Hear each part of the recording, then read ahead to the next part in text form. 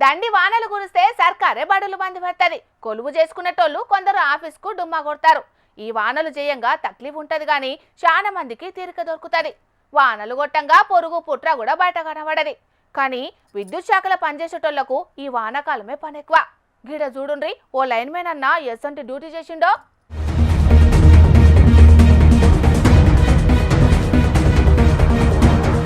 Video చూసి చెరువుల చేపలు గిట్ల పడతారనుకునే రోళ్ళు లే.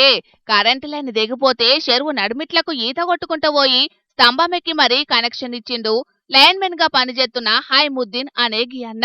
జర్రసేపు కరెంటు పోతేనే చాలా మందికి పానమంతా అలుగు బొగులైతది. ఇక కరెంటోళ్లను తిట్టకుండా తిట్టుకుంటాం. కానీ ఒక్కసారి కరెంటుల పనిచేసేటోళ్ల గురించి ఆలోచించుండ్రి.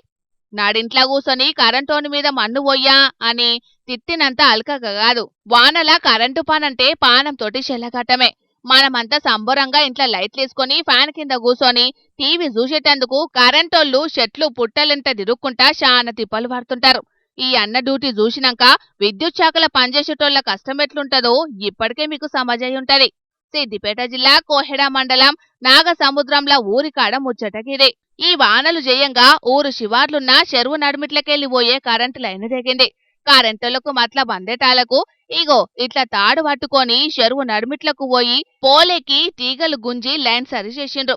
ఇక ఈ ముచ్చట డిప్యూటీ సీఎం బట్టి విక్రమార్క సారు దాకా పోయేటాలకు సారు కూడా సోషల్ మీడియాలో పోస్టు పెట్టి లైన్ మెన్ హైముద్దీన్ మస్తు మెచ్చుకున్నాడు. మా జోర్దార్ వార్తల తరపున కూడా హైముద్దీన్ అన్నను తారీఫ్ చేస్తున్నాం. ఇగో పబ్లిక్, అన్ని డిపార్ట్మెంట్లల్లా లంచాలకు పనిచేసేటోళ్ళుంటారు. అందుకు విద్యుత్ శాఖే మినహాయింపు కాదు గాని కొందరు గీ హైముద్దీన్ అన్న లెక్కనే నిజాయితీ గల్లోళ్ళు కూడా ఉంటారు. ఇసొంటోళ్ళందర్నీ మనమంతా గౌరవించుకోవాలి. ఏమంటారు? వాజిబే గదా.